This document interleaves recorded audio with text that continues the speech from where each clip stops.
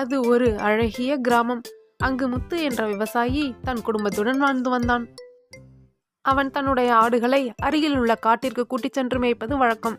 காலையில் சென்றால் அவன் மாலையில்தான் வீடு திரும்புவான். ஒரு நாள் முத்துவிற்கு தன்னுடைய சொந்த வேலையின் காரணமாக பக்கத்து ஊருக்கு செல்ல வேண்டி இருந்தது. இதனால் ஆடுகளை மேய்க்கும் பொறுப்பை தன்னுடைய மகனிடம் கொடுக்கலாம் என நினைத்தார். ஆனால் முத்துவிற்கு ராமுவோ ஒரு விளையாட்டு பையன். அவனை நம்பி ஒப்படைக்கவும் கவலையாக இருந்தது. இருந்தாலும் வேறு வழி இல்லாமல் அவனிடமே கொடுத்தார். காட்டை அடைந்ததும் ஆடுகள் மேயத் தொடங்கின. ராமு அருகில் உள்ள ஒரு பாறையின் மீது அமர்ந்தான்.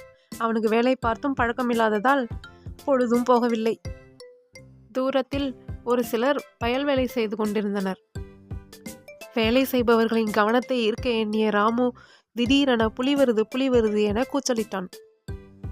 ராமுவின் அலறலை கேட்டு வயலில் வேலை செய்து கொண்டிருந்த அனைவரும் புலியை விரட்ட கைகளில் கட்டை ஒன்றை எடுத்துக்கொண்டு ராமு இருக்கும் இடத்தை நோக்கி விரைவாக வந்தனர்.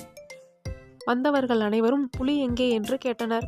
ஆனால் ராமுவோ புலி வரவில்லை, நான் பொய் சொன்னேன் என்று கூறினான். இதனால் கோபம் அடைந்து அவர்கள் ராமுவை திட்டிவிட்டு சென்றனர். ராமுவிற்கோ அவர்களை ஏமாற்றியதை நினைத்து மகிழ்ச்சி அடைந்து ஆடுகளை கூட்டிக் கொண்டு வீட்டை நோக்கி புறப்பட்டான். அடுத்த நாளும் ராமு புலி வருது என்று கூச்சலிட்டு வேலை செய்து கொண்டிருப்பவர்களை ஏமாற்றினான். 3வது நாள் ஆடுகளை மேய்க்கச் சென்ற ராமு அதே பாறையின் மேல் அமர்ந்தான். சிறிது நேரம் கழித்து சற்று தொலைவில் ஒரு புலி வருவதை பார்த்தான்.